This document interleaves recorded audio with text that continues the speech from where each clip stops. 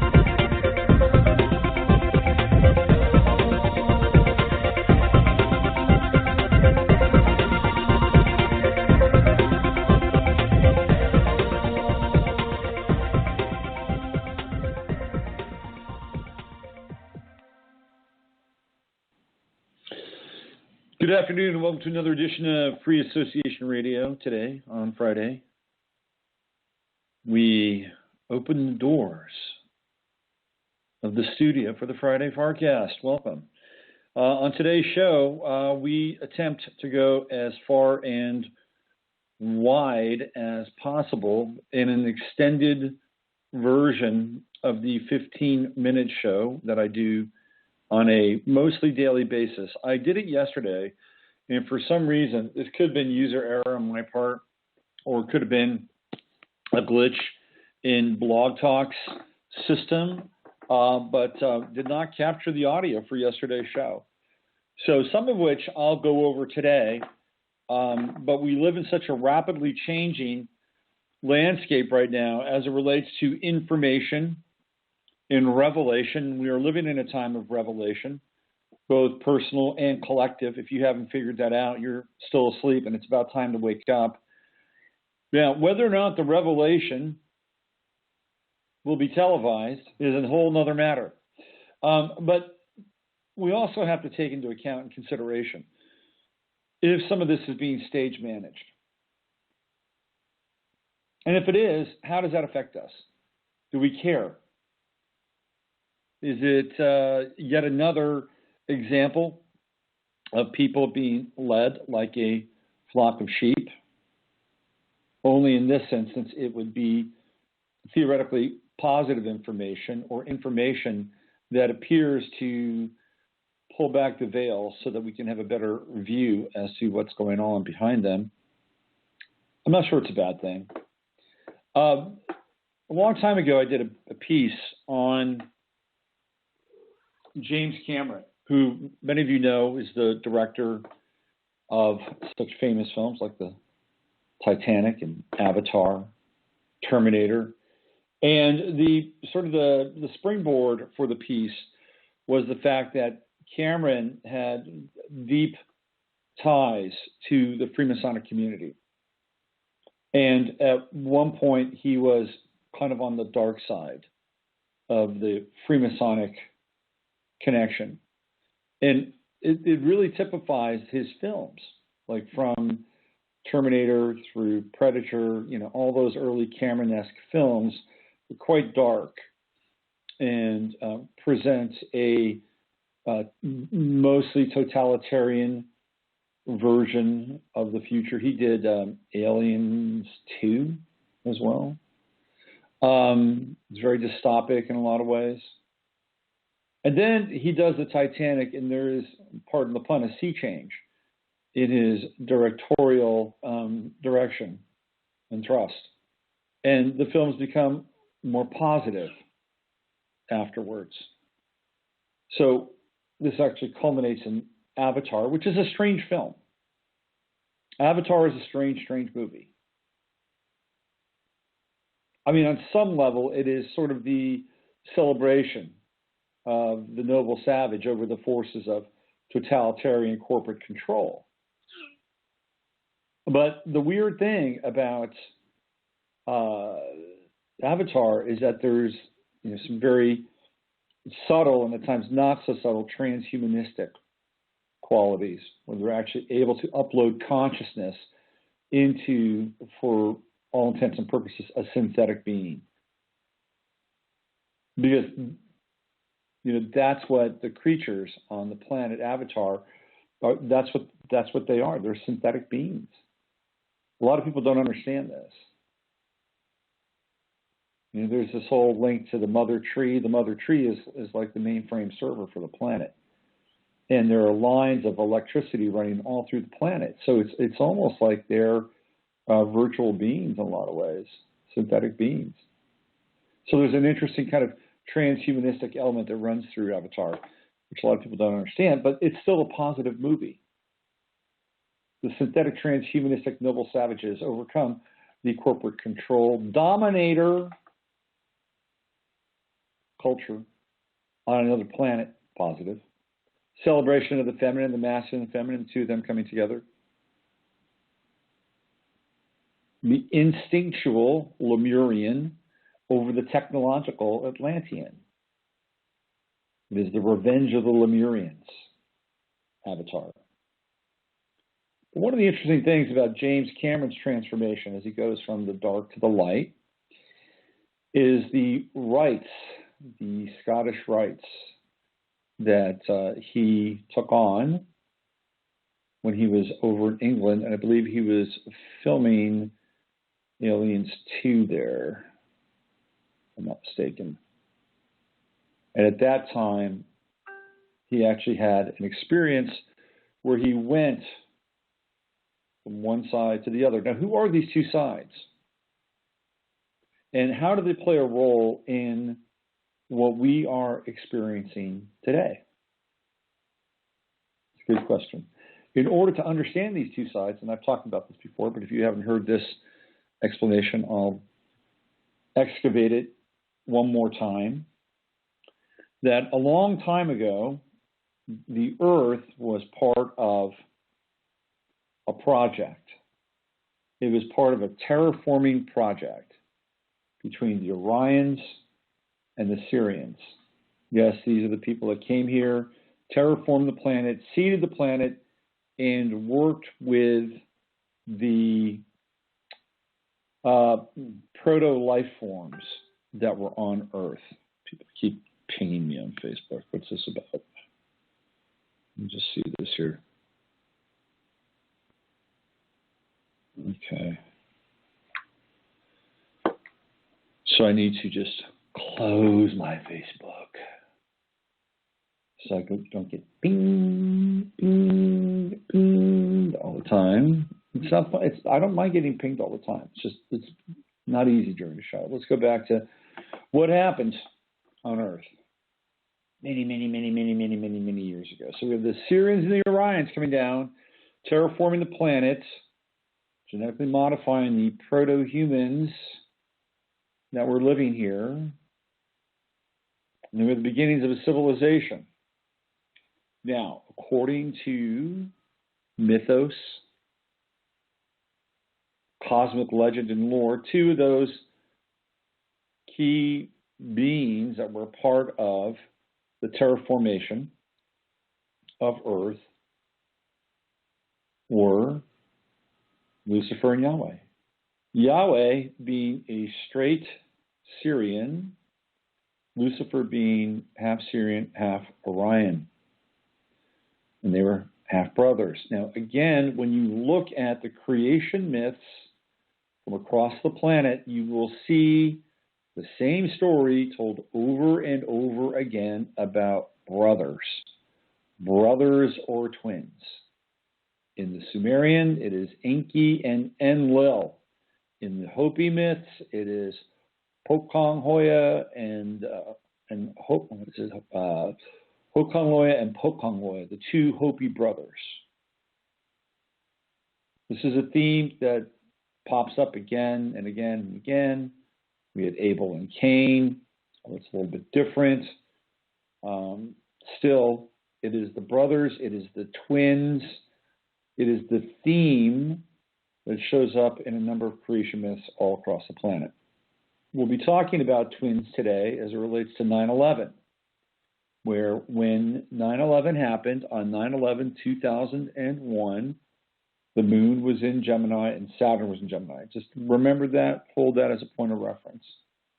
Let's go back to the early days, the early times of creation and beyond. So we have this terraformation project. And apparently Lucifer sees this group of proto-humans and says, I'm going to up their game a little bit. The Orions are also part of this deal.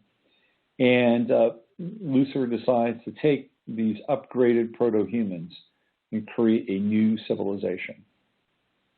And that civilization becomes Atlantis. So we have the upgraded, modified, transhuman Lemurians who are now full-blown Atlanteans and getting to play with crystals and all these other advanced forms of technology. And so we have this split now between one group and another group.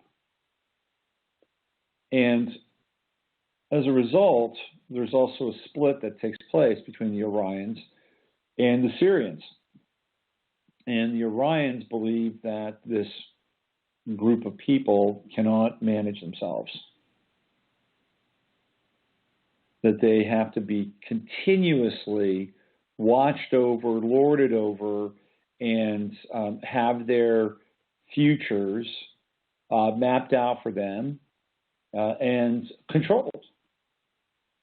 So this is the Orion strand of consciousness.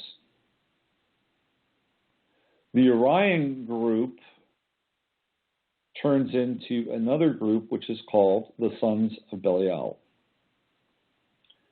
The Syrian group believes that people can manage themselves, that given the right tools and the right circumstances, and they're left alone, they can rise to the occasion, do the right thing. Interdependent. This group evolves into the law of one. So we have two groups, two factions, the Sons of Belial and the Law of One, who have been theoretically engaged in a form of kumite, which is, fighting. From that point forward, through time as we know it. These are the assembled forces of good and evil and light and dark, with two very differing philosophies. Now, I'm of the mindset that Donald Trump is probably a law of one guy, and that Hillary Clinton is an agent of the Sons of Belial, because she's a daughter of Belial. This is the dichotomy, and this is the split. Now, again, I need to preface this. Trump is not an ideal candidate. Far from it. I've said it before. I'll say it again. His thoughts on surveillance trouble me. His inability to be forthcoming and actually be clear about 9/11 trouble me. And of course, he's not going to talk about 9/11 now. That would completely torpedo his chances. Now, there's a chance that he may actually address 9/11, but there's a chance that he may not. Clearly, he's been more than willing to go with the Saudi narrative, which is a narrative that Alex Jones runs all the time, and it makes me sick. And even Steve Pieczenik and those guys, no matter how heroic Steve Pieczenik is looking, Steve Pieczenik's got a very dark past, by the way. If you see the people that he's been involved with and the things that he's done, I mean, maybe this guy is trying to get clear of his conscience before he pulls the plug, or the plug is pulled on him. But Pieczenik is a deep insider And he's been involved in coups. He's been involved in training the CIA. He's been involved in psychological operations. He speaks about 3 or 4 different languages. He's got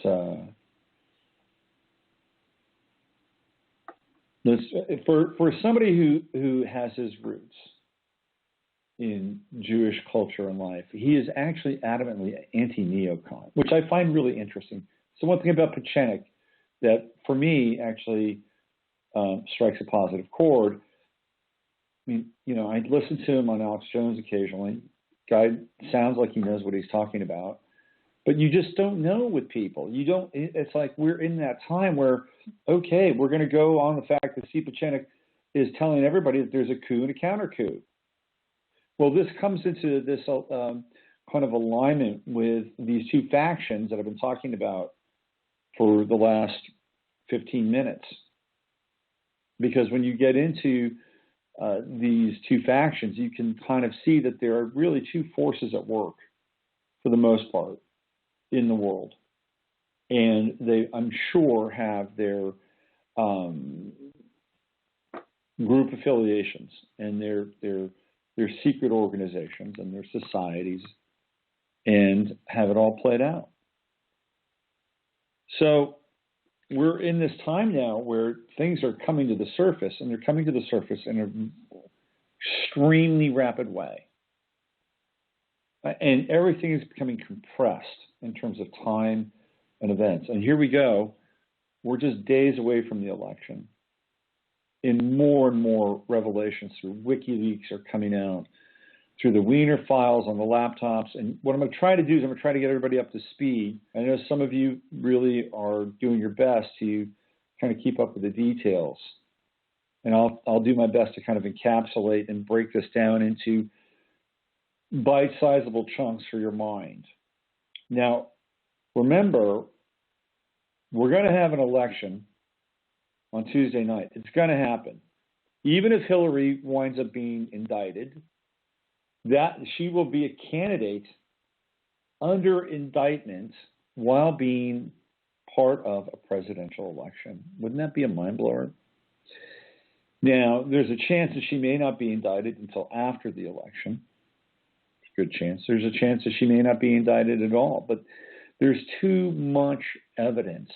There's too much gravity that is bearing down on one individual. And she may be covered. She may have reclaimed her name. She may be completely sovereign.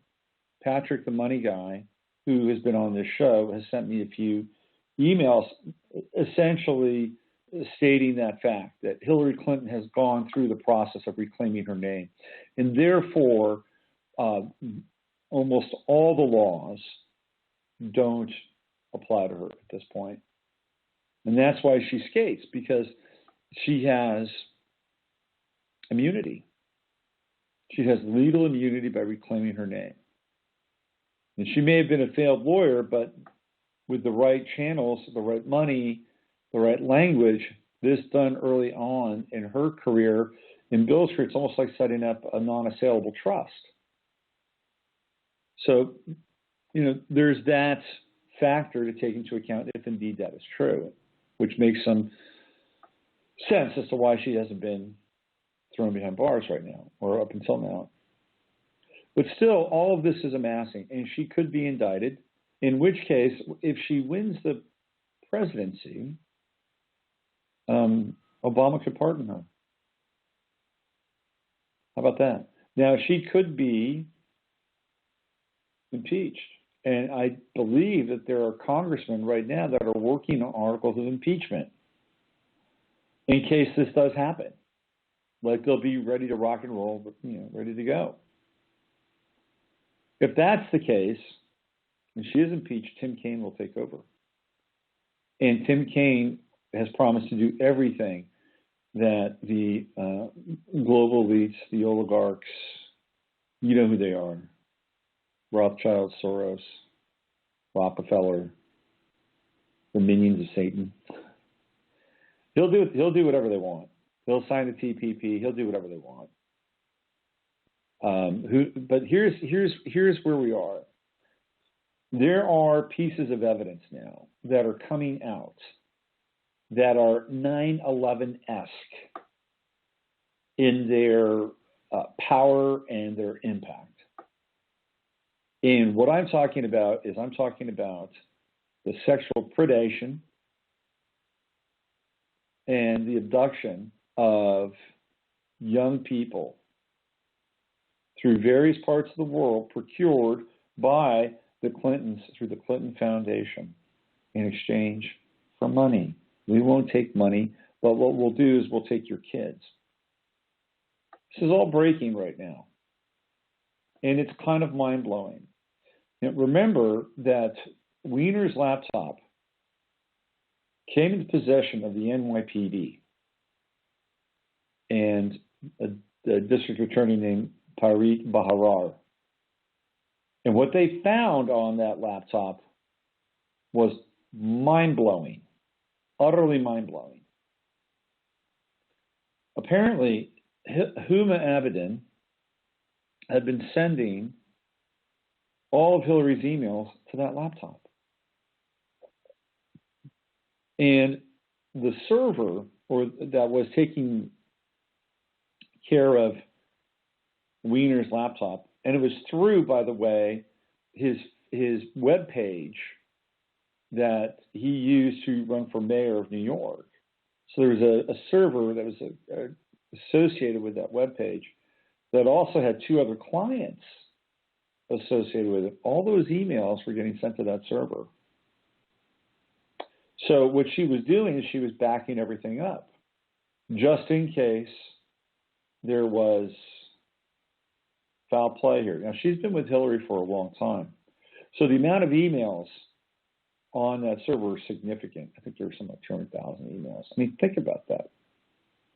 A lot of emails. What do these people do? They stay on their BlackBerries. They all use BlackBerries, by the way, in Washington. Do they stay on their BlackBerries all day? Just email. It's a huge amount of emails.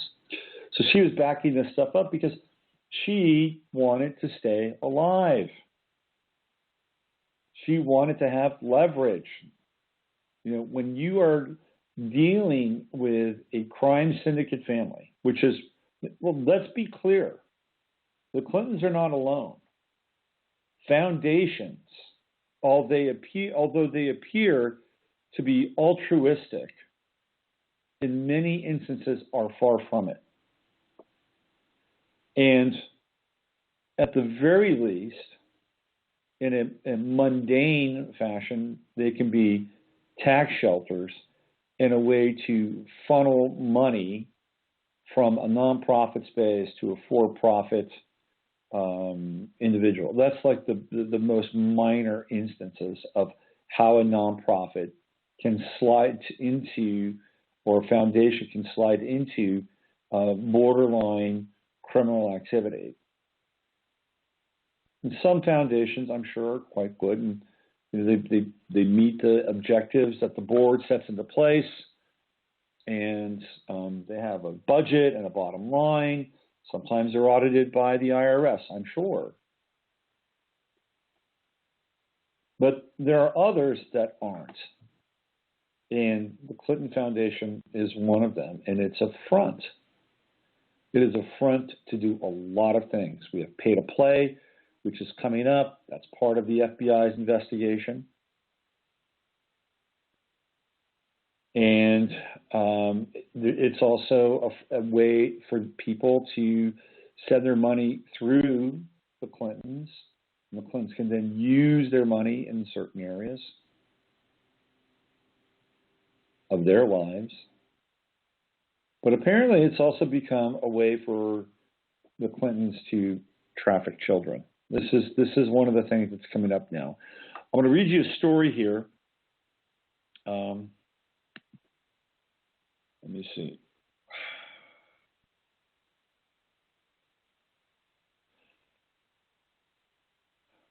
Let me find this. Give me 1 second here. So I'm going to read you a story. This is from investmentwatchblog.com. Now, this comes through WikiLeaks, but I'm sure that their corresponding evidence is because there's two sources now, perhaps three.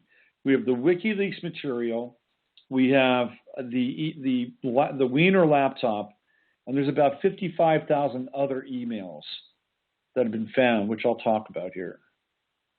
So this is from Investment Watch blog. WikiLeaks convicted child abductor was caught stealing children in Haiti with the Clintons. Okay, so here we go. The individual in question is one Laura Silsby, former director of the New Life Children's Refuge.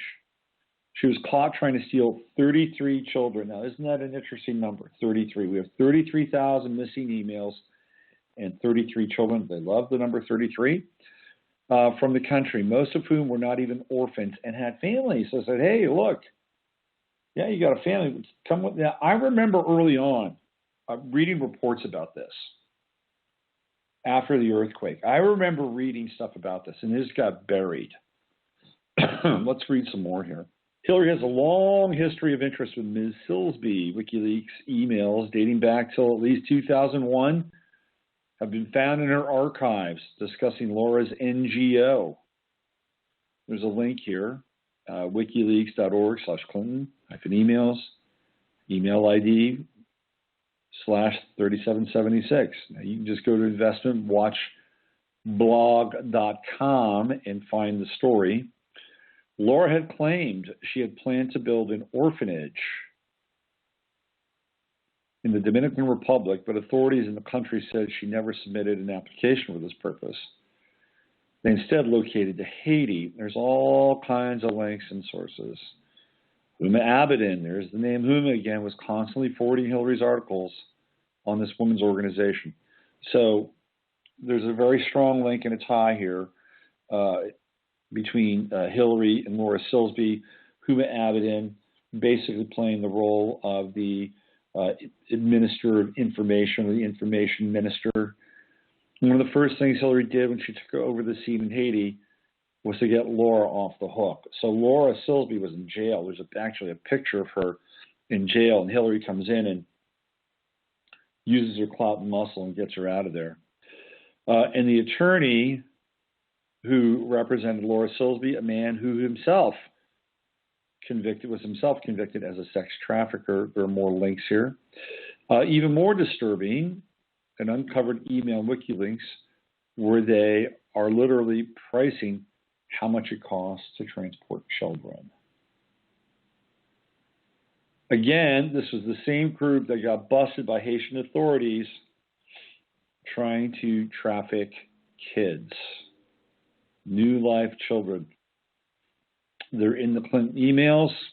They pitch funding, and it looks like Cheryl Mills and company are drafting statements for extradition. So all the links are there. Go to investmentwatchblog.com and look for their article that's titled "Convicted Child Abductor Was Caught Stealing Children in Haiti with the Clintons," and you'll find all the corresponding links either in WikiLeaks or in Wikipedia. So this is a really important breakthrough in terms of where this is all headed. Now, can Americans wrap their heads around this? Because this is one of the main Gordian knots of our time, along with 9/11, which we'll talk about. Now, if any of you have followed my work for any period of time, you'll remember that back in 2011, when Saturn was in Libra, I was talking about when Saturn was going to go into Scorpio. And one of the things that I talked about was this whole notion of child abduction, pedophilia, child abuse, and that it was going to rise to the surface. And it did. And it didn't take much time in order for it to rear its ugly head. We had the Sandusky affair at Penn State, where Jerry Sandusky was arrested on charges of child molestation through his foundation. There we go. There's that word. Second mile. Right? Second mile foundation. Foundations have got to be flushed. I mean, it's a lot of these foundations are almost like permits to commit any number of crimes and felonies under the auspices of a squeaky clean nonprofit that promises to do good somewhere in the world. It's a complete false front for many of them. A lot of churches are under the same rubric. They do the same thing. They pretend to be pious. They pretend to be serving the community, serving God. And in actuality, there's all kinds of corruption, money laundering. I'm sure with some churches, trafficking as well. Think of all the missionary work that churches do all around the world. Some of it can be good. I'm not dissing all churches. But you have to realize that one of the greatest fictions of all time is the face of good. In many instances, people who purport themselves to be pious, upstanding, blah, blah, blah, blah, blah, are doing the work, are doing dirty work. Let's put it that way. It's one of the great scams of our time. And again, that's not to say that there aren't good people in the world. But if you were really, really sordid and really, really evil and really, really dark, would you run around every single day acting sordid, evil, and dark? Only a few people could get away with that. Jimmy Savile probably being one of them, because of the connection to the Queen and the royal family. No, you'd want to appear to be pious, clean, sober, and well scrubbed. Ted Haggard, remember that guy? He was the pastor of that mega church in Colorado. Talked to Bush every single week on a phone call with other pastors. What happened with Ted Haggard? Of course, he gets busted at a massage parlor with gay masseuses and methamphetamine in Denver, Colorado, taking a little holiday. And that's a minor. That is a minor offense. That's just somebody who's got some demons, hasn't resolved a few things inside of himself, and is trying to get outside of himself in order to resolve those things. But it's the foundation, and the foundation going back to Second Mile and Sandusky. And once that happens, things begin to really kind of unwind. And that's when the Savile story, Jimmy Savile story, with Saturn and Scorpio, came to our attention. So Saturn and Scorpio was all about the corrupt underworld of the sex trade, and pedophilia, and the Second Mile guys with Sandusky. I mean, they didn't even get to the bottom of it. Basically, they had Sandusky, who's doing time. Joe Paterno stepped down, and Joe Paterno died. And the school president had to step down, I believe, and the athletic director had to step down, and Penn State had to pay some fines. But the people that were part of Second Mile and a lot of the board members of Second Mile, nothing happened to them. And Second Mile was set up basically to procure young men for wealthy donors. That's it. That's what it was there for. And so we see this happening in a number of these places, again, where piety and goodwill are supposed to be the story of the day. Now, as it relates to what's happening here with the Clinton Foundation, this is an ongoing story. If you go into Second Mile and Sandusky, you will go back all the way to the Franklin scandal. And the Franklin scandal is a big one. And that goes back to the 1980s. And I talked about this before. John DeCamp was investigating a guy by the name of Larry Franklin. And it started off with money, but it wound up to be much deeper.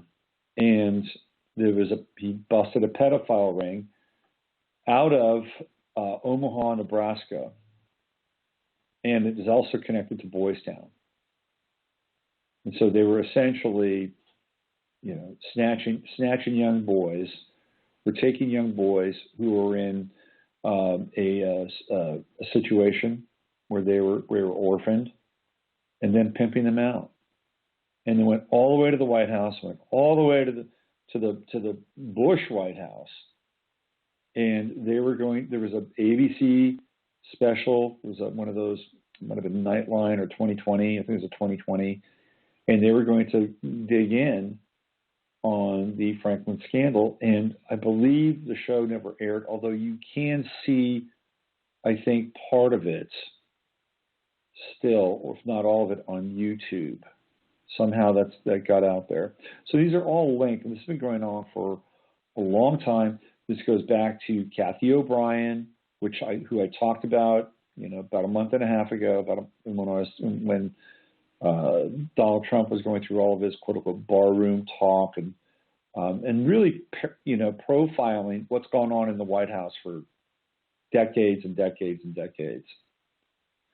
But it really links up with this dark, occult, luminous, satanic influence that pervades our culture and our life. I mean, this is where all of this goes. This is deeper than 9/11, although 9/11 is pretty deep, and we'll get into it, but this is where all of this goes. And there are people who are deeply invested in that system, in that dark, sordid system, being private and not coming to the surface. Because if it did, it would absolutely ruin and shatter their covers, their lives, the lives of people that are connected to them. And they probably don't really care about those people. But it would reach into so many sectors of our society that we would be repulsed. Excuse me.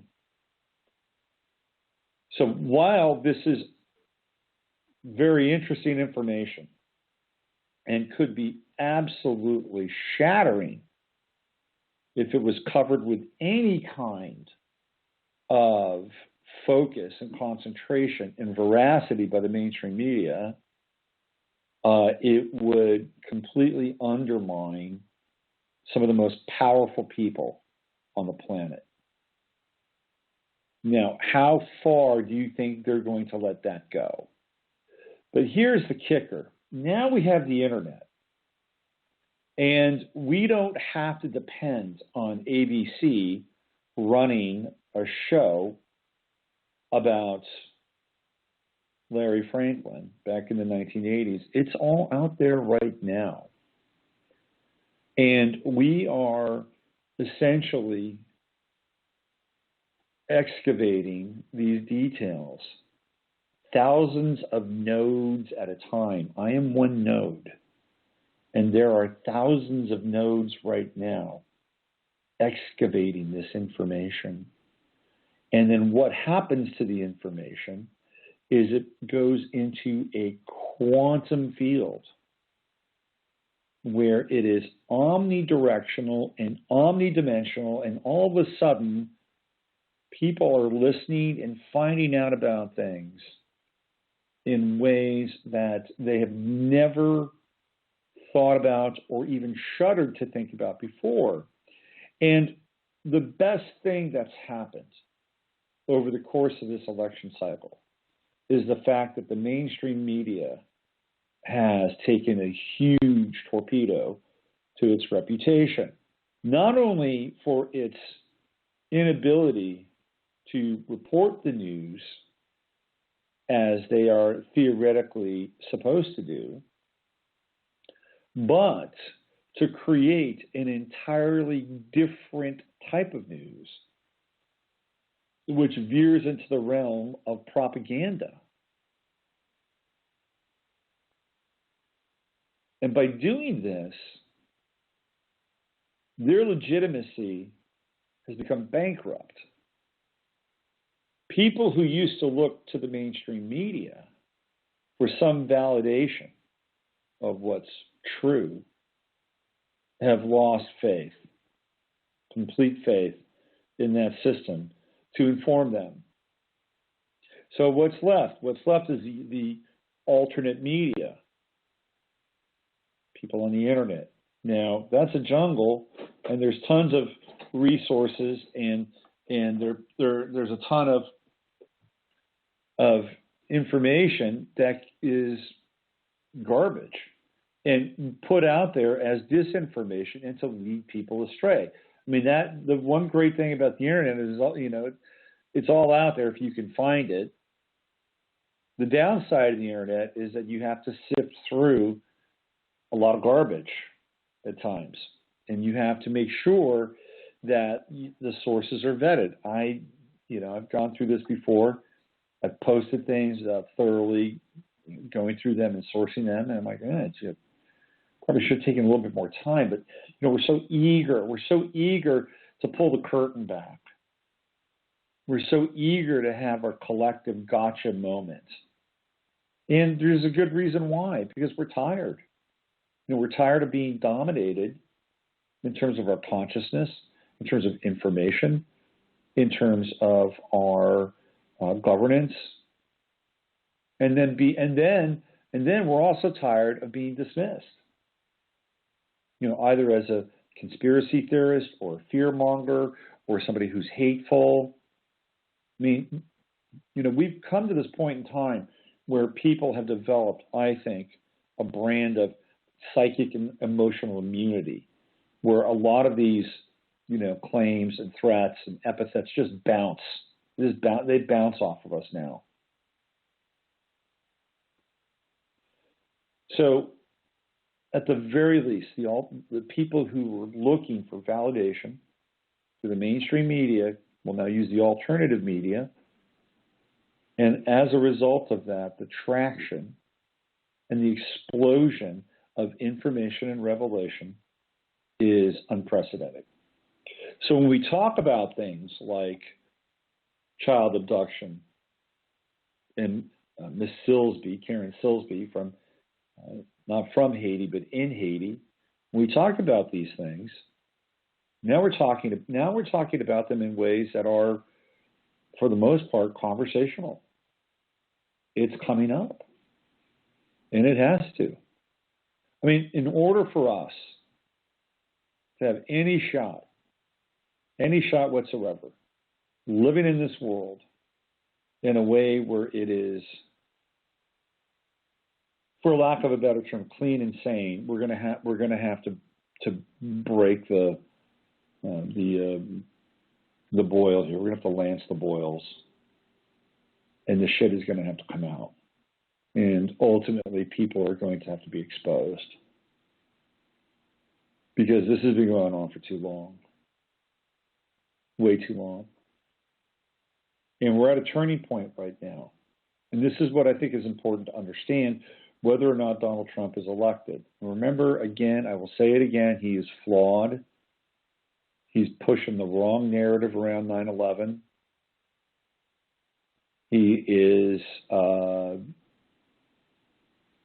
very deeply involved in surveillance. He'll be probably the first biometric president. He's not perfect. What's happened is that he's awakened something in people. He has become the leader of a large group of disaffected people. He's like Reagan on steroids, Trump is. And there is a great deal of authenticity in his words lately. When he talks about what he wants to do, there's a level and a tone of authenticity that I recognize in what he's saying. And he might be a Manchurian candidate. He might be.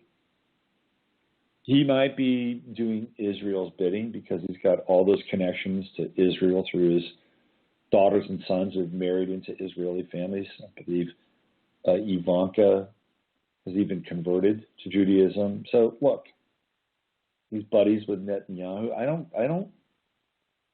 that could be absolutely possibly true. The one thing with Trump is he's got that Sun-Uranus conjunction in Gemini, and it is the aspect of somebody who can pivot. And he's been pivoting the whole time he's been in there. I want to read another WikiLeaks email here. This is an interesting one. This is the 55,000 emails that have been found. Jennifer Palmieri and the Clinton camp, they're caught holding 55,000 emails. This is from Gateway Pundit. Big WikiLeaks development. Clinton camp conspired to withhold emails from State Department investigators. Jennifer Palmieri, the director of communications for the Hillary Clinton campaign, and top Clinton advisors conspired to withhold emails from FBI investigators. Hello. Palmieri and top Clinton advisors committed conspiracy with campaign consultants to only turn over 55,000 emails to the State Department, knowing there were more emails they were withholding. This email was released by WikiLeaks on Thursday, November 3rd, 2016. Emails development from Jay Benenson, BSGCO, to Jim Margolis at gmnb.com, sent from my iPhone. Says, yes. Is there a release of 55K? Are there others that are not being released? Yes. On 3/4/15, Jennifer Palmieri wrote, team, wanted to let you know that Cheryl is working with states to get agreement on release of the 55,000 pages of emails she have to the states. The hope would be that we are able to say tonight to the press that we are working with states to get emails released soon. Not sure where those discussions will land, but hope is either state agrees to release on timely basis or we pledge to release them ourselves in 10 days week. Assume you all would agree this is right move. Okay. So here's the reply. Definitely. That is the right move. So what they've done is they held back emails that they gave the FBI a batch, and then they withheld some. So this is pretty big news. Again, obstruction of justice. It's right there. Right there. Today's the 4th. Yesterday was the 3rd. Came through the WikiLeaks pipeline. And there's more. There's absolutely more. You know, one of the other things is that apparently they've been funding Saudi Arabia through, this is one of the WikiLeaks, I think it's Podesta. Saudi Arabia is on tap as funding ISIS. ISIS being funded by Saudi Arabia and Qatar. Now, who is one of the largest donors to the Clinton Foundation? It's the government of Saudi Arabia. So now we have Saudi Arabia funding us again through WikiLeaks. And this is a real problem for the Obama administration. Again, mainstream media will not press this. They will not go into a full court press. But it's a problem for the Obama administration. The Obama administration wants to bring in all these refugees. And yet now it's pretty clear that Saudi Arabia, the United States ties to Saudi Arabia, the Clinton Foundation ties to Saudi Arabia, the United States ties to Saudi Arabia through the Clinton Foundation. They're funding ISIS. I mean, how in good faith should we say, hey, look, don't worry about that. The people we're bringing in have nothing to do with ISIS or Saudi Arabia, anything that's covert. No, just don't worry about it. Just trust us. We'll do the vetting. It's ridiculous. The credibility of the state, the credibility of the White House, the administration is completely shattered. Absolutely shattered. And remember, one of the many things that these private servers were doing in her house was running a covert war. That's what's been going on, and that goes all the way back to the White House. And that's why they're scrambling to figure out who's going to take the blame, how they're going to manage this, can they pull off a rigged election? If so, where does Hillary stand in it? Can she be pardoned? All that other stuff. If Hillary's elected, would she pardon Obama? That's another piece here, which we haven't talked about. There's so much happening. There's so much going on. And for all you UFO heads, apparently John Podesta is very into UFOs. He's very into disclosure and all that stuff, right? In fact, at one point, you can look it up on the internet. There's a picture of Hillary Clinton. She's toting around some book about UFOs. Apparently, it was given to her by Podesta. And there are some UFO Wikileaks with Podesta. Because I think Podesta might even be an alien. Have you checked him out? He doesn't look very human, does he? So it's all bursting, and I mean bursting at the seams. I mean, can you think of any other time that we've been living in ever where we've had this much information pouring out? Mind-blowing. John Pilger just put out a 1-hour interview with Julian Assange. And I've always liked Pilger. The guy's incredibly clear. He's an old lefty, but he's kind of come around a little bit. You know, lefties that can think and have some kind of consciousness, you know, begrudgingly they come around, they realize sort of what's been going on, and that the left is just a front, it's just a cover, another false front for these crime syndicates. So I'm going to play this. This is about 5 minutes of Pilger with Julian Assange. It should come out okay. I'll turn the volume up here as much as I can. And, of course, Russia Today is breaking it. So let's play this. This is the interview with Assange and John Pilger. And that'll bring us to the top of the hour. And when it's done, I'll come out back in with some music. And then we'll talk about the chart of 9/11 in the second hour of the show. I'm Robert Phoenix. You're listening to the Friday FARcast. Filmmaker John Pilger and his Dartmouth Films company, Wikileaks co-founder Julian Assange, has responded to claims that Russia is behind the recent Wikileaks revelations about Hillary Clinton, adding that he feels sorry for the US presidential candidates. Take this report by RT's Polly Boyko. He's done this interview with John Pilger for his production company, Dartmouth Films, and he was talking from inside the Ecuadorian embassy, where many viewers will remember that Julian Assange has been stuck now for over 4 years. And he's finally addressed the issue of his sources for all the leaks that he's been coming out with over the past 6 months. Now, if you've heard the suggestions made by the Clinton camp, or indeed by Hillary Clinton herself, you'd be forgiven for assuming that Wikileaks had been working hand in glove with the Kremlin in order to undermine the US elections, despite there being no evidence to prove this.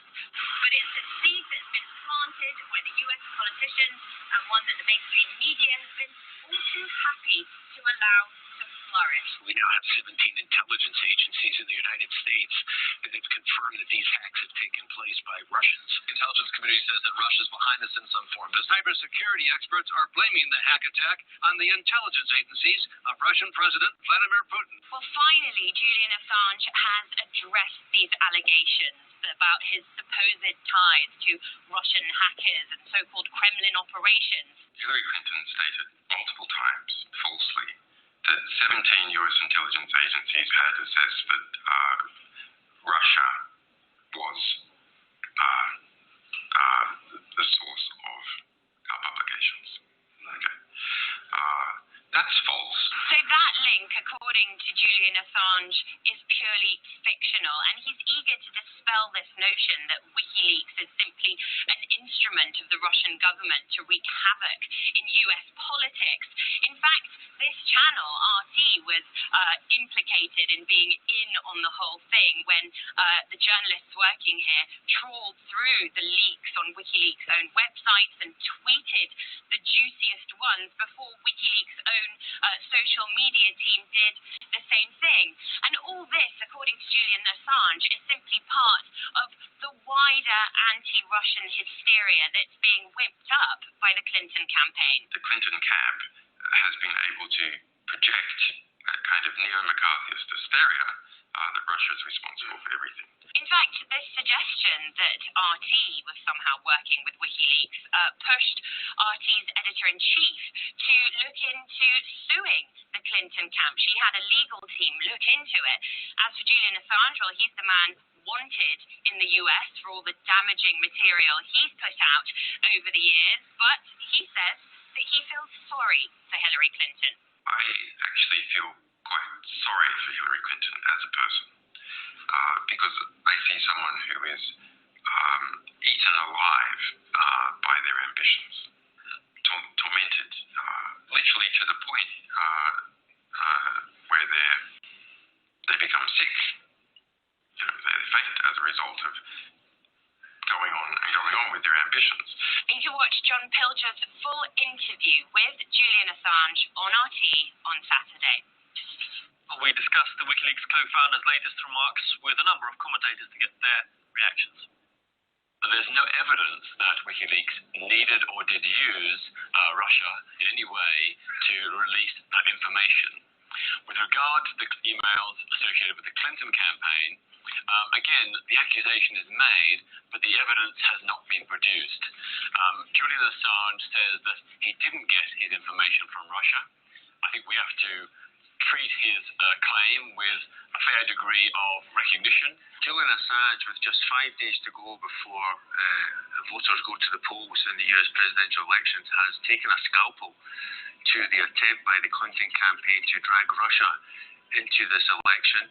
So what we're seeing is the mendacity of the Clinton campaign, and it has been mendacious in their attempt to drag Russia into the internal affairs of the United States. Very reckless and dangerous also, because if Hillary Clinton is the next president of the United States, her foreign policy priority, which overrides every other priority, is how she is going to reset relations with Russia. Well, the full version of Julian Assange's exclusive interview will be aired on RT this Saturday. Check this out.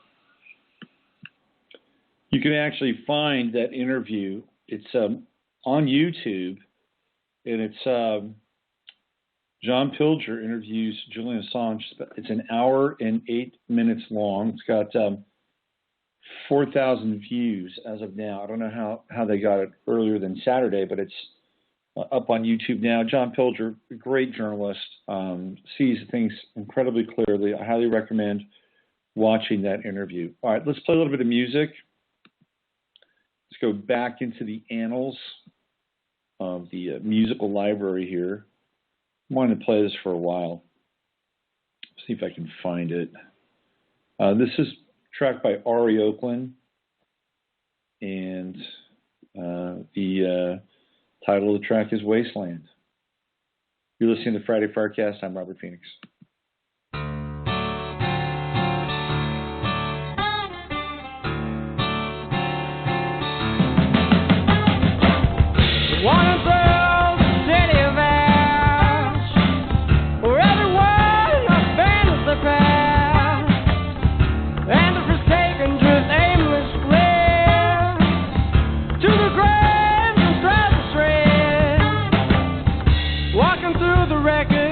As the smoke-filled horizon begins to fade,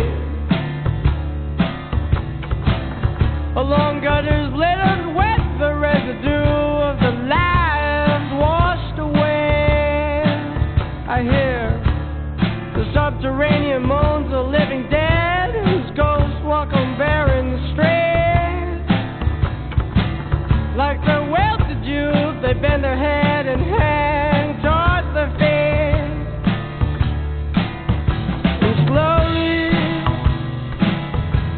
Trudge along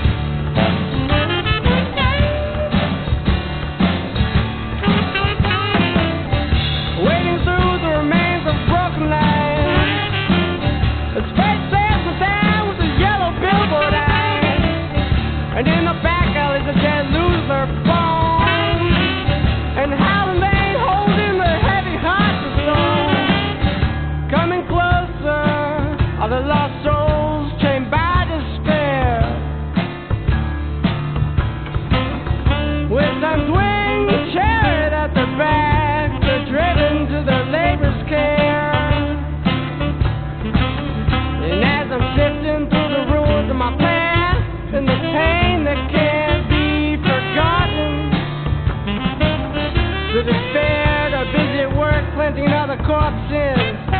Desolation's garden, and I'm descending deeper in the dark.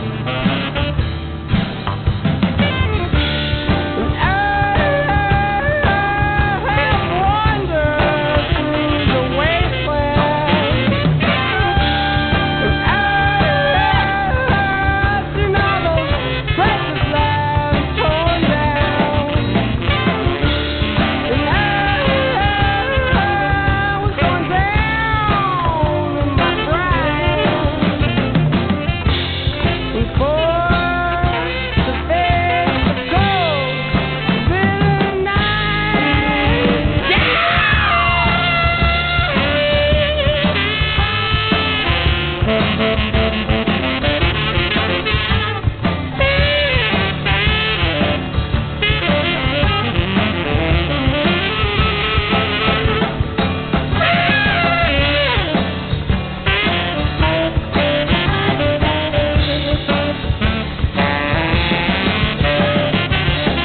As the darkness closes in, I know the pale rider is coming for my soul.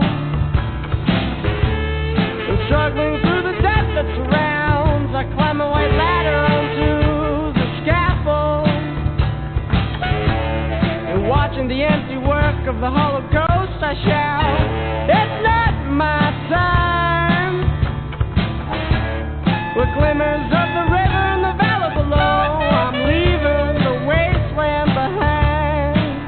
And the despair turns my way.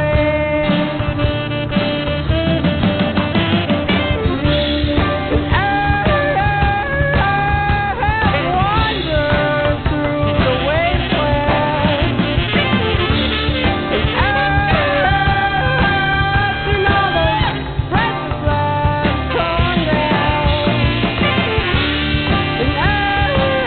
And I was going down in my pride.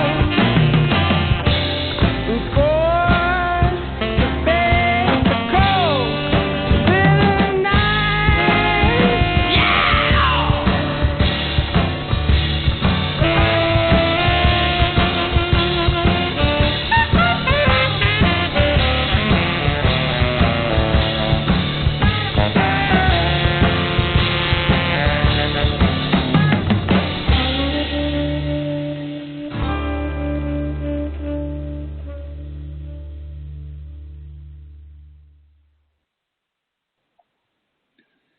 That was Ari Oakland.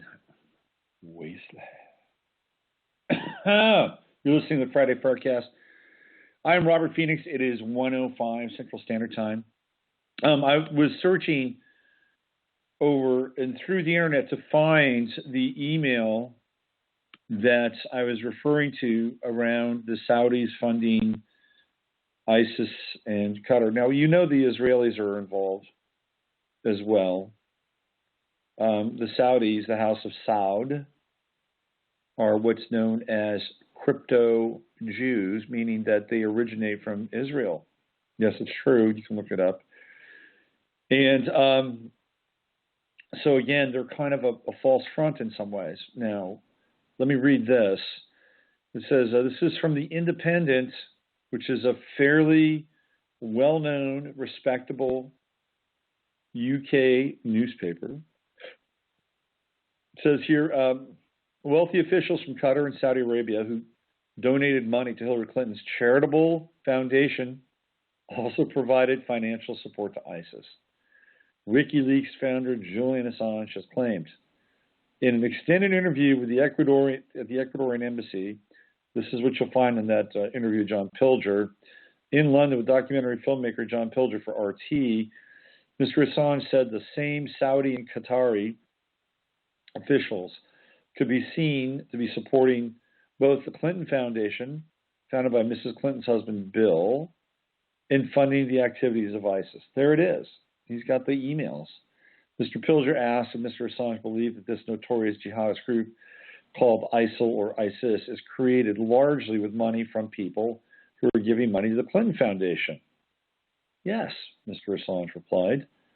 The WikiLeaks founder pointed to an email exchange between presidential hopeful Ms. Clinton and her campaign manager, John Podesta, leaked by his organization last month, which he believes is the most significant email in the whole collection. In the email sent on August 17, 2014, Ms. Clinton asked Mr. Podesta, who at the time worked under President Barack Obama, to help put pressure on Qatar and Saudi Arabia regarding the country's alleged support for the terrorist group ISIS.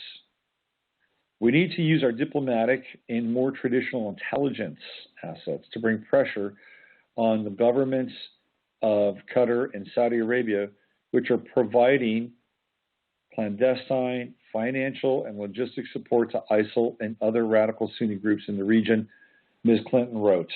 There we go. It's right there. It's on her email. Let me read it to you again. We need to use our diplomatic and more traditional intelligence assets to bring pressure on the governments of Qatar and Saudi Arabia, which are providing clandestine financial and logistic support to ISIL and other radical Sunni groups in the region. Mr. Assange noted the U.S. government had never acknowledged governments of Middle East nations had financially supported ISIS, instead arguing such support was isolated to some rogue princes using their cut of the oil money to do whatever they like, although the government disapproves, according to Assange. And this is a portion of an email from August 17th that Assange believes is the most significant. At best, temporary solutions. While this paramilitary operation is moving forward, we need to use our diplomatic and more traditional intelligence assets to bring pressure on the governments of Qatar and Saudi Arabia, which are providing clandestine support. So this is from the not even the redacted, this is the email. It's in the email text. It's right there on the, you can find this on the independent.co.uk. According to the Clinton Foundation, the Saudi Arabian government has donated between $10 million and $25 million since the foundation was set up in 1997. Last month, it was reported the government of Qatar offered to donate $1 million to the foundation in celebration of Bill Clinton's birthday. How about that? Isn't that nice of them? Representatives from the Clinton Foundation repeatedly denied accusations Ms. Clinton has solicited funds and used donations to boost her campaign.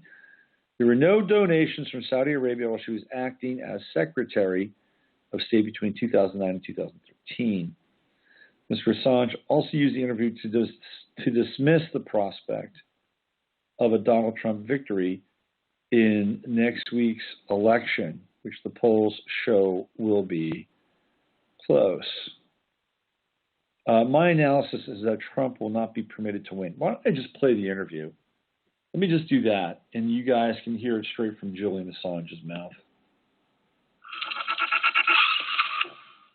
There's an early 2014 email from Hillary Clinton, so not so long after she left Secretary of State, to her campaign manager, John Podesta.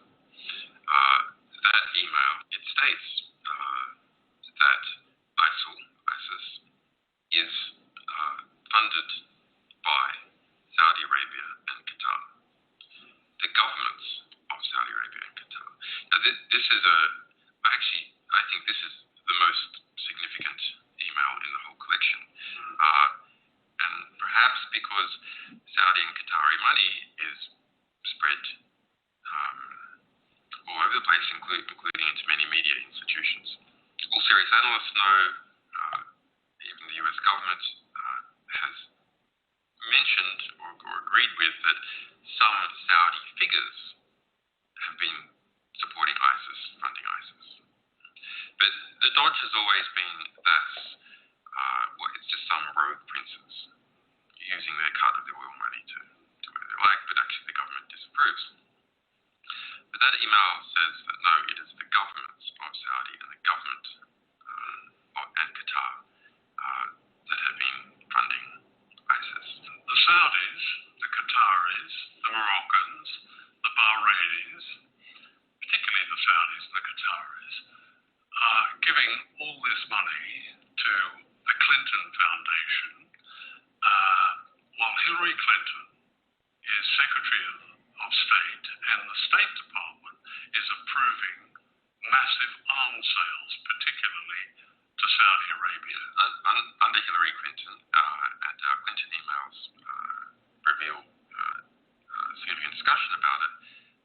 The largest ever arms deal in the world was made with Saudi Arabia, more than $80 billion. In fact, during her tenure as Secretary of State, total arms exports from the United States, in terms of their dollar value, doubled. And of course, the consequence of that is that this notorious terrorist jihadist group called ISIL or ISIS is created largely with money from the very people who are giving money to the Clinton Foundation. Yes. That's extraordinary. It's extraordinary. That's an understatement.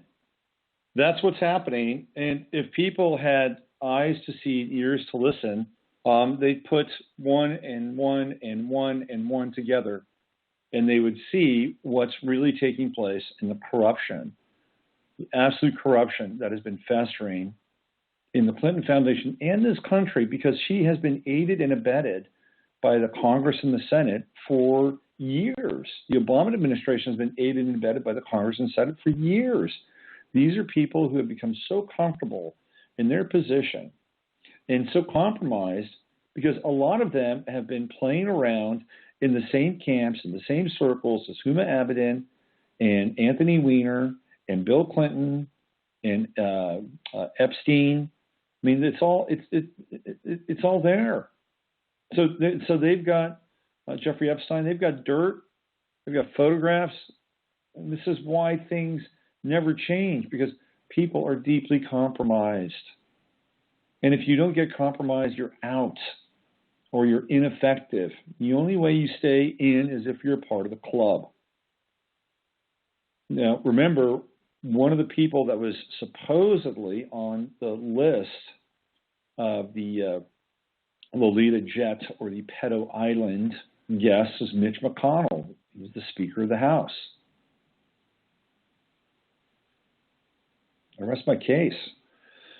So what I wanted to do with the rest of the show is I wanted to get into a little bit of astrology because we are at that point where Saturn has returned to the opposition of Saturn in 9/11. And as a bonus, I want to get into Huma Abedin's astrology as it relates to Hillary Clinton, and you'll find this to be mind-blowing, just in terms of planetary connection. Let's go to the 9/11 chart first. It's if you go to my Facebook page, I put the chart up there on my Facebook page. You'll be able to check it out. So what we had on the morning of 9/11, 8:46 a.m., when the quote-unquote first plane hit. There's no plane. The sun was in Virgo, obviously, and that was at 18 degrees Virgo. The ascendant was in Libra, and Mercury was right on the ascendant. Now, if you want to broadcast an event, right, if you want that event to go out to the world, having Mercury on the ascendant would be ideal. Am I right? Yes, absolutely. Thank you. And Mercury is in square with Jupiter in Cancer, and we have midheaven in Cancer.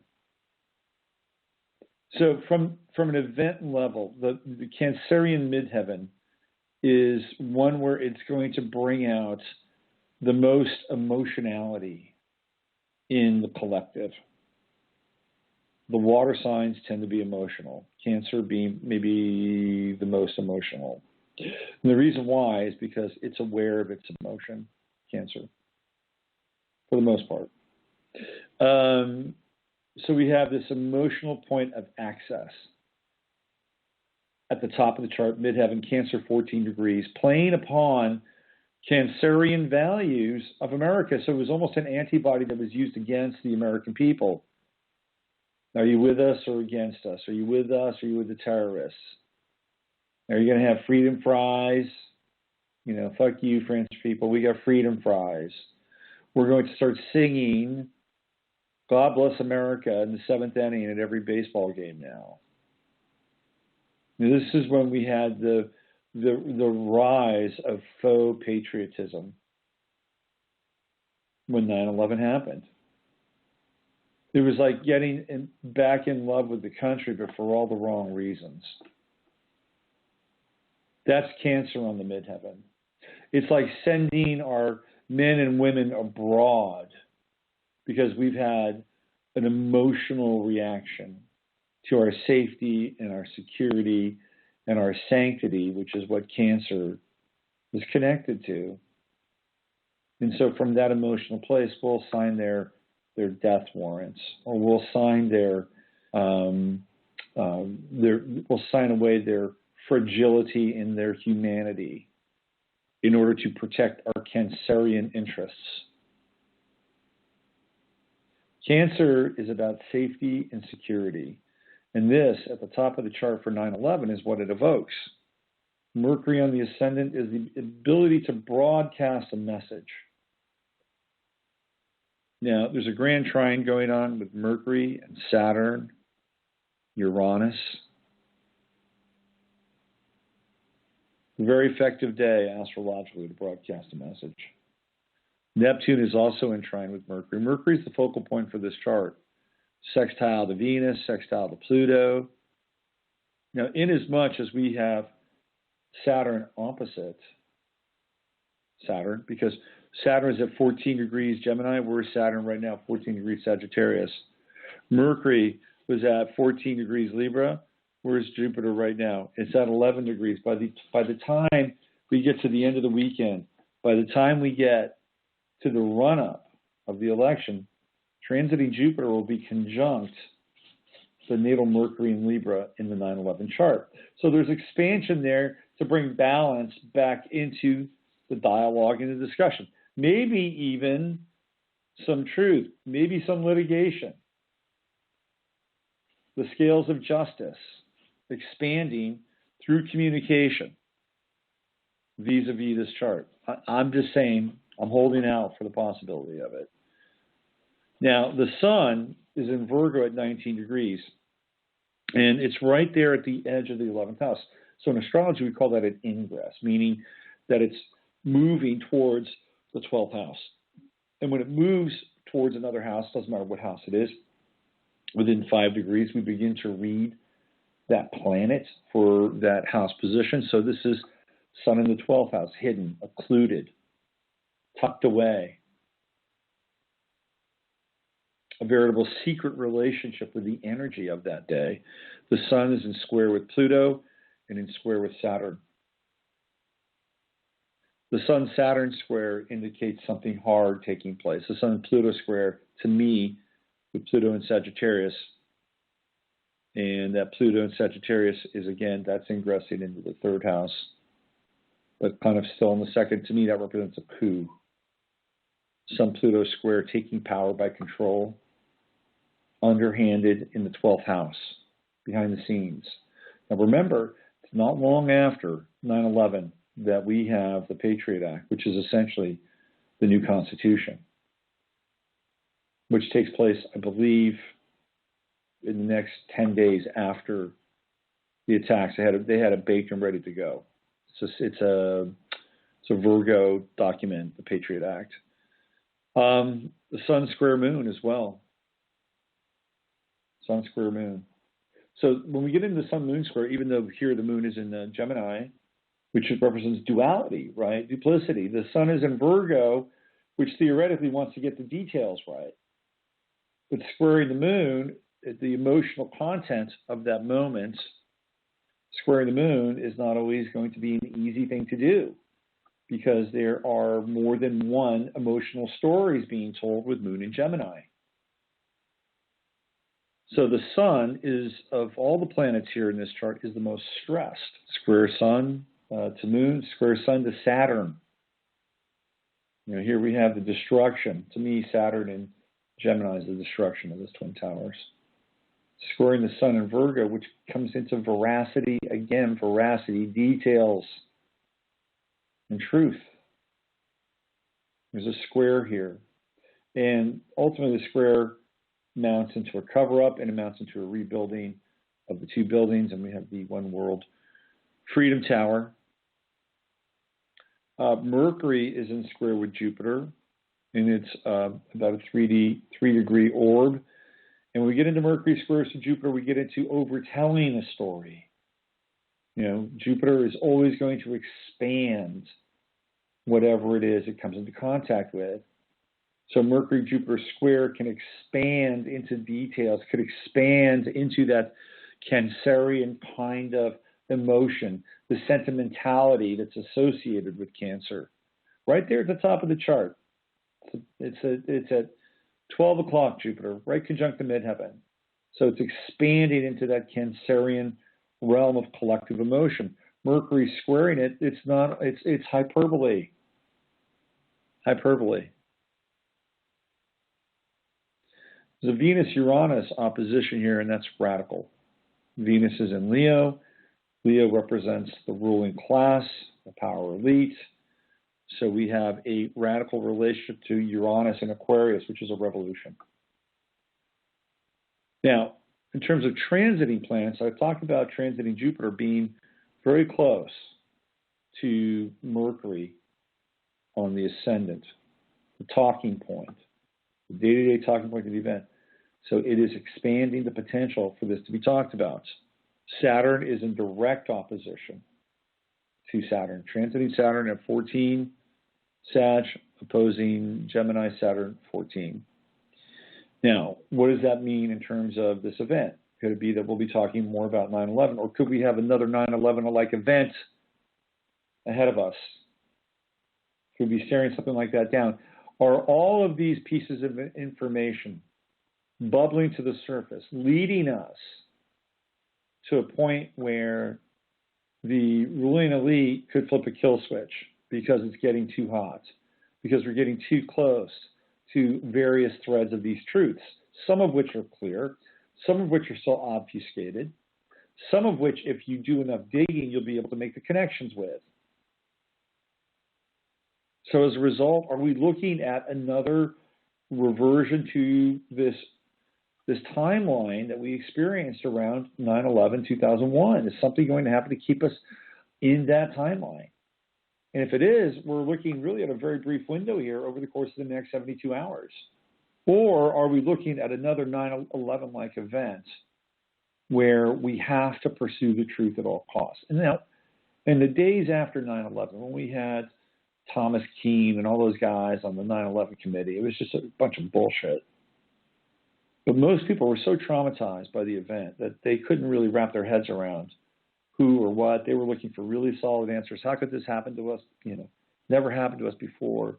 It was a kick in the nuts of America's safety, sanctity, security, and pride. And most people just wanted to get it solved. They wanted answers. We were given a list of names and faces. And for most people, that was enough. They bought into the official story. We opened Guantanamo. We started torturing people. And, you know the story since then. But the reason why we couldn't get a really good fix on the hearings of 9/11 is because people were too shocked and traumatized in order to, it was too emotional. When you have Cancer on the midheaven, you're dealing with a very emotional time. It's incredibly emotional. There's a Pluto opposition to Saturn as well. That Pluto opposition would be the remaking of the Twin Towers. This Pluto energy is a coup energy right here. I'm telling you that right now. Square to the Sun, opposition Saturn. And then we have Mars opposing the Moon. Mars at 1 degree Capricorn. And it's a wide opposite. Well, it's not too wide. It's about 2, 3, 4 degrees opposition Moon in Gemini. And the South Node is at 2 Capricorn. So we have the Sun on the South Node in Capricorn. It's interesting. This could have been an event that really united people. If people were clear enough, if we'd had more investigative power during that time. And people really put one and one together. We could have had a very unifying moment around 9/11, 2001. It could have been incredibly unifying because people were so traumatized they weren't going to be able to do that. Bottom line, plain and simple. I remember I felt like like I was stranded on a desert island.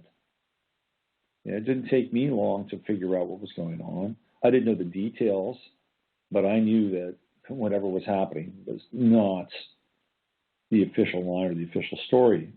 And after a while, for me, I was able to put stuff into place. But what are you going to do? What are you going to do?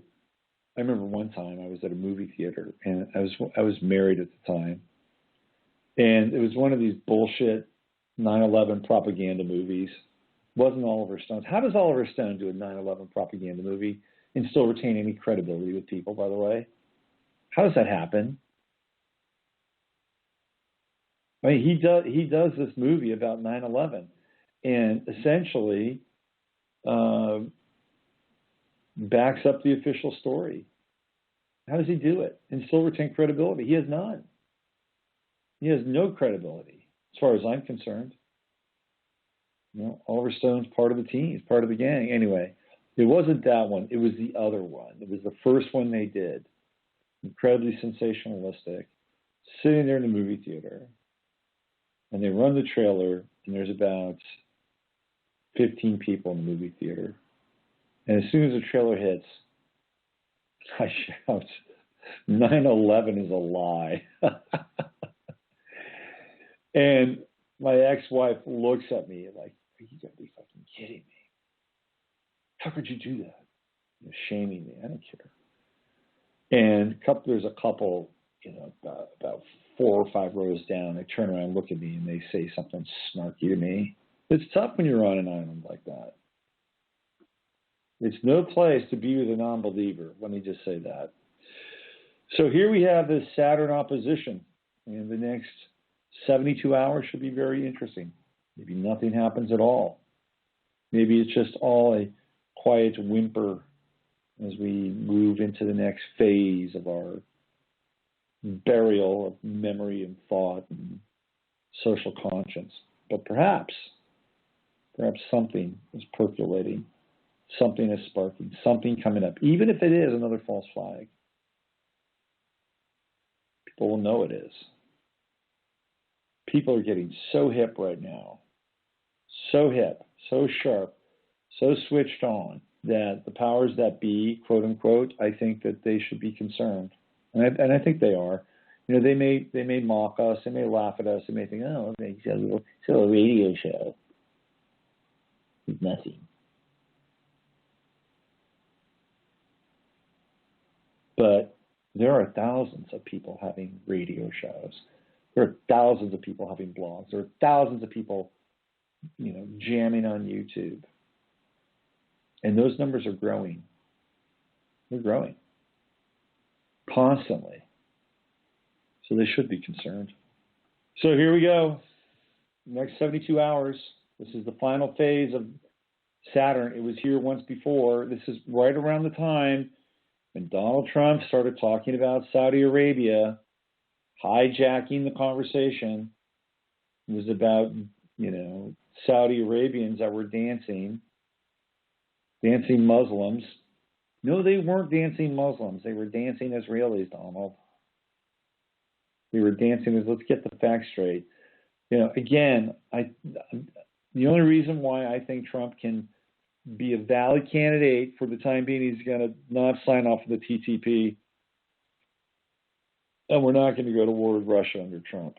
Okay, bottom line, everything else could go to hell in a handbasket. Although Trump could have a change of conscience and play a John F. Kennedy game, and court danger and extermination. But he doesn't get 9/11 right. Maybe he will. He's anti-vaccine. Trump is anti-vaccine. That's going to be very interesting to see what happens to Big Pharma. I would love to see Trump hire Ben Carson to be the, what do they call it, the chief surgeon, chief general surgeon in the U.S. Remember C. Everett Koop? What a name, C. Everett Koop.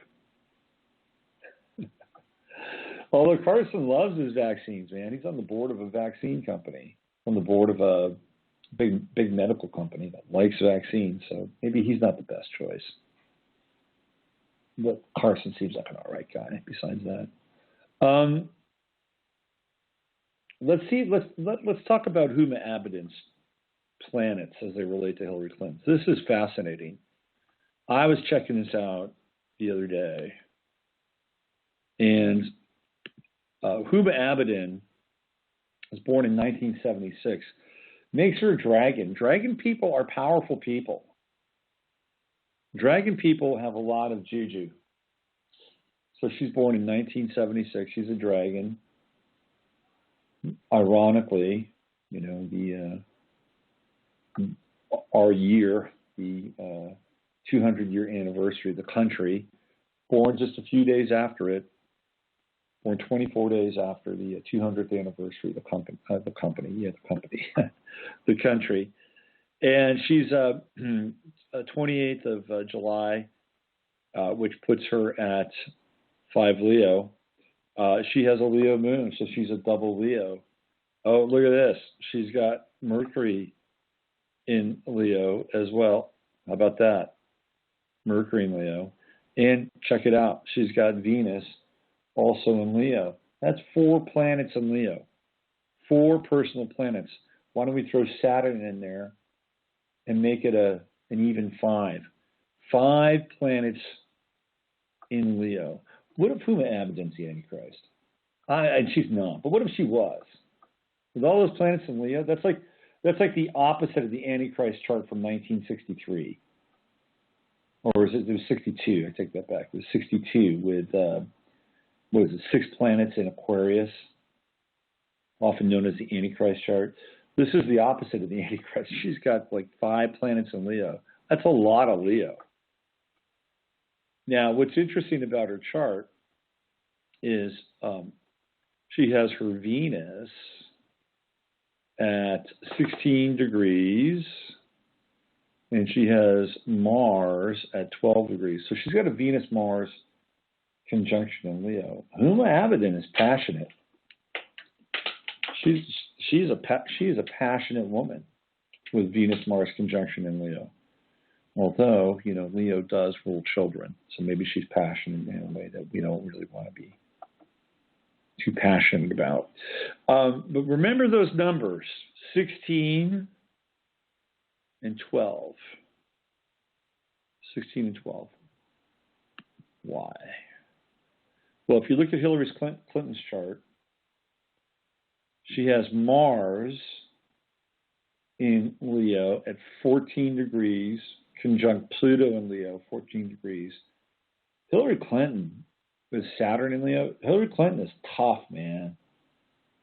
She is tough. This is what Trump was referring to. She is really tough. Squaring a lot of her Scorpio planets, squaring her ascendant, squaring Mercury, squaring Venus.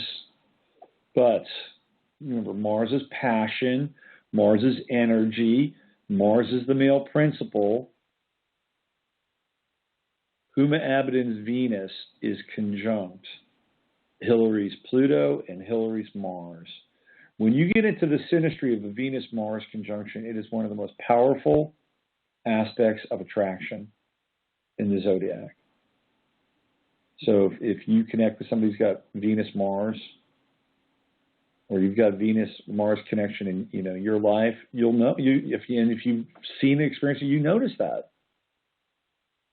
If people have a Venus-Mars conjunction in their chart, their relationship could be terrible at times, but their passion and their sex life will get them through that difficult stretch. So Huma, with her Venus on Hillary's Pluto, Hillary is obsessed with Huma Abedin. She's obsessed with her. And with the conjunction with Saturn on the other side, 5-degree orb, this is a deeply karmic relationship. This is past life stuff here, boys and girls. This is not just Huma Abedin and Hillary Clinton hanging out and having some kind of carnal, deeply carnal affectation for one another. No. This is karmic. They've done this before. They've raped, pillaged, and plundered countries and nations before. This is glue. What's really interesting too, right, is that Bill Clinton is a Leo. So Hillary had a relationship. I'd say the two main relationships in her life that we know of, Bill Clinton and Huma Abedin, they're both Leos. Now, Huma Abedin could be the undoing of Hillary, because in as much as there's this karmic relationship and the intense and even obsessive and compulsive nature to the Venus-Pluto-Mars conjunction, is that there's a Venus-Venus square between Huma's Venus and Hillary's Venus. There's also a Sun-Sun square as well. That can be friction and attraction. But as the sun moves through the 12th house of Hillary's chart, it's getting closer and closer to squaring Huma's Venus. That sounds rather salacious. But so we have the sun is currently at 12, Scorpio. So within 4 days, that sun is going to be squaring Huma Abedin's natal Venus, which I think is the highest degree of Leo in her chart. Let me just check here. So she's got Venus at 16. Mercury is actually at 18. So Huma's got a Venus, Mars, Mercury triple conjunction. Probably throwing the moon there. Huma Abedin is powerful. This is a powerful lady. You know, she may be Hillary Clinton's tag along, but there's more to Huma Abedin than meets the eye. She's got 4 planets in Leo, and she's a dragon. Yeah, she's going to be Hillary Clinton's. What is it? She be Secretary of State. She might be the Secretary of State. She might be. Huma Abedin might be Hillary Clinton's Secretary of State. And I'm going to throw this out there. Now remember, if they somehow come through this completely unscathed, and we're dealing with the Clinton presidency on Wednesday, and Hillary Clinton lasts 4 years, 8 years, I guarantee you, at some point, Huma Abedin will be considered presidential material. Trust me on this. Huma Abedin could wind up succeeding Hillary Clinton as president of the United States. Think about that. 8 years out, and it's possible. Maybe 4 years out. Maybe Hillary decides, I can't go anymore. Huma Abedin's got 4 years worth of experience under her belt. She's of presidential age. She was born in the United States. That's a reality. Most of our presidents tend to be either Leos or Geminis. I've gone through this before. Let's look at the list. Barack Obama. What is he? He's a Gemini. Leo. George W. Bush, Cancer. He had Leo rising, though, in his chart. Leo rising. Prior to him, Bill Clinton, Leo. So 2 out of the last 3 presidents were Leos. The third had a Leo rising. Prior to Mr. Clinton, we had Ronald Reagan, Aquarius. Prior to Ronald Reagan, we had George Bush, Gemini. Prior to George Bush, we had Jimmy Carter, Libra. Prior to Jimmy Carter, Libra, we had Gerald Ford, who I don't even really count as a president. Prior to Gerald Ford, we had Richard Nixon, a rare Capricorn. Capricorns are generally, in the public eye, not entirely likable. They're not as glib as Geminis, and they're not as warm and effusive and Apollo-like as Leos. Prior to Nixon, we have Lyndon Baines Johnson, Virgo. And then we go back to Kennedy, Gemini. So we've had Kennedy, Gemini president, George Bush, Gemini president. We had the Leo presidents in Clinton and Obama. And now we're coming up on our next president. Is it going to be a Scorpio or is it going to be a Gemini? If it's a Scorpio and it's Hillary Clinton, God help us. And Donald Trump, it's, we're taking a spin on the roulette wheel here. It's exactly what we're doing. But Huma Abedin, she is a major force in Hillary Clinton's life with all these conjunctions and squares. But she could also be her undoing. Absolutely fascinating. She's got Jupiter in Taurus. It was really interesting. I was listening to a show about how when Huma Abedin showed up in Washington, she was always dressed to the nines. She had a Gucci handbag. She never wore the same outfit. She was completely funded from the day she hit the ground running in Washington, D.C. That's very Jupiter and Taurus. That's money. That's big money and possessions. Saturn in Leo, very interesting. She's got a Sun-Saturn conjunction. It's exact. That's why she looks a little Capricornian at times. If you ever look at her face, she's got that kind of bit of that. At times she looks a little craggy. That's the energy of Saturn, the Sun-Saturn conjunction. If Hillary Clinton and Huma Abedin don't go to jail, Huma Abedin's going to be around for a long time. A long time. She's being groomed. I'll tell you that right now. And we have Neptune in Sagittarius. And that Neptune, of course, is going to be in trine with her Mercury, in trine with her Venus. She's got a bit of the mystical element to her. She's got some intuition.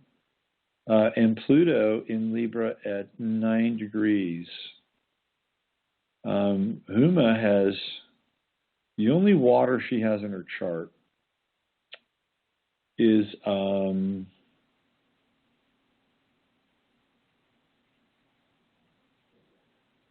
the Uranus in Scorpio. That's it. She has no water in her chart. Now, it's not impossible. The people that lack water lack empathy. They lack empathy and compassion. She has her black moon Lilith at 28 degrees, actually 0 degrees, Taurus. Now, it is not the same as the moon because it is an aspect. It is the void, not the void, of course, but it is the void of the moon between the Earth and the moon's apogee. That's called black moon Lilith. Now, it is at 0 degrees Taurus. And Bill Clinton had his moon in Taurus. So this is like the anti-moon in some ways, the dark moon, Monica Lewinsky moon in Taurus as well. So how does that relate to Hillary's chart, that black moon Lilith? Well, what do we have now? It's at 0 degrees. So Huma's black moon Lilith is opposing Hillary's sun at 2 degrees. So we got Taurus sun opposition. These two, you're not going to take dynamite to blow these two apart.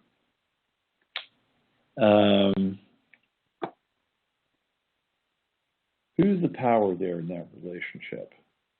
Is it Hillary or is it Huma? An interesting thought to speculate. So what we have here from an astrological perspective clearly is somebody who's deeply connected, but poses a threat now because of the transits with Mercury and the Sun, which will be squaring some of Huma's planets and conjuncting obviously some of Hillary's planets, including her Venus at 16 degrees. The Sun is at 12 within 4 days. The Sun will be on Hillary's Venus in the 12th house. It's almost like there's this race to the finish line of doom, death, and destruction. Will she make it across the line before it all implodes? This is a major kind of fictional and historical point in time for all of us. No matter what happens, just remember, the awakening has begun, and there's no turning back at this point.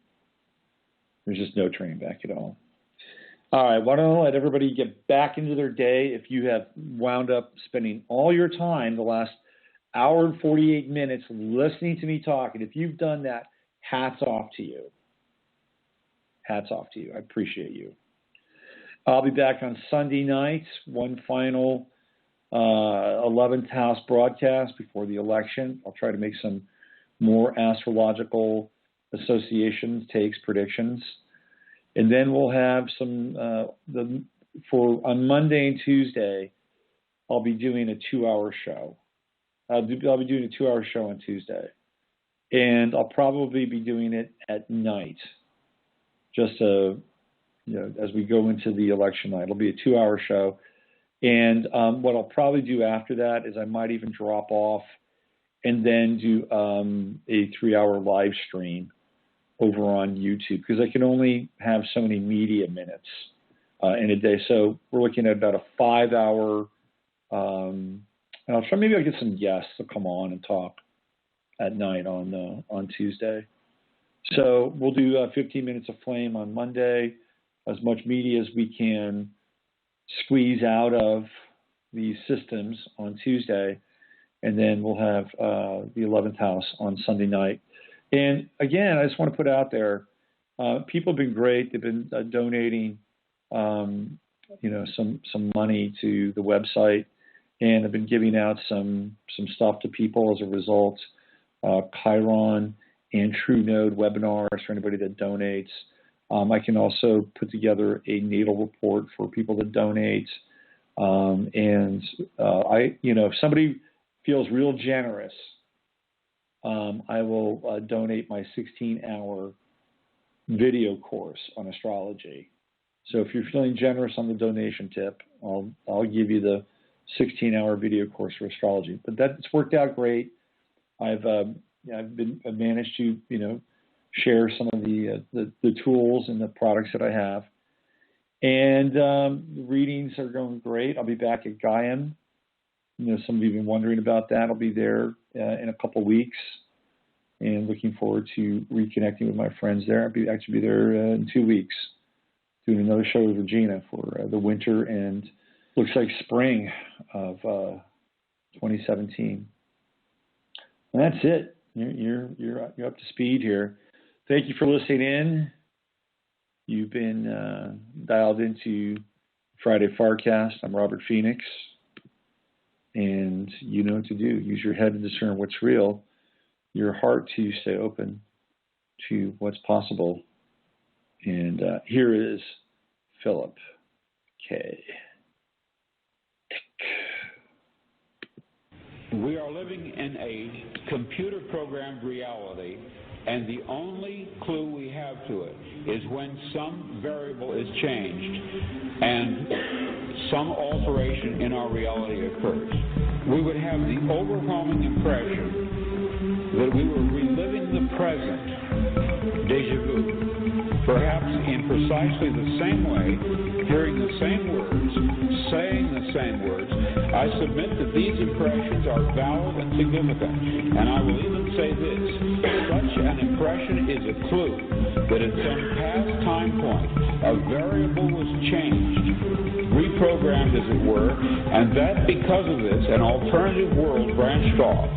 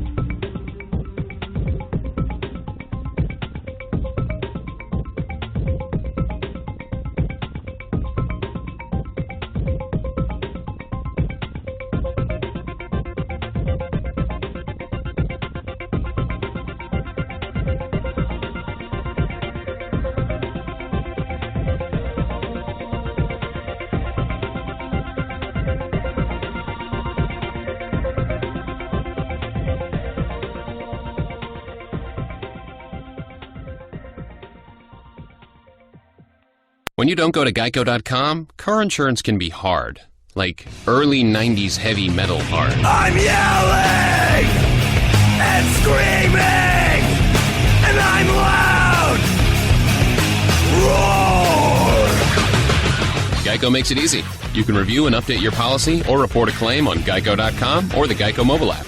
Because shouldn't we all have a little less stress in our lives? I'm not even upset about anything! This fall, we want to make happiness contagious, not the flu.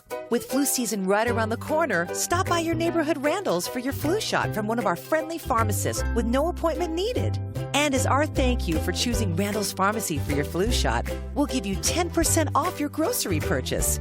Avoid the flu season rush and save money on your groceries. Faster, friendlier, healthier. More reasons your Randall store is just better.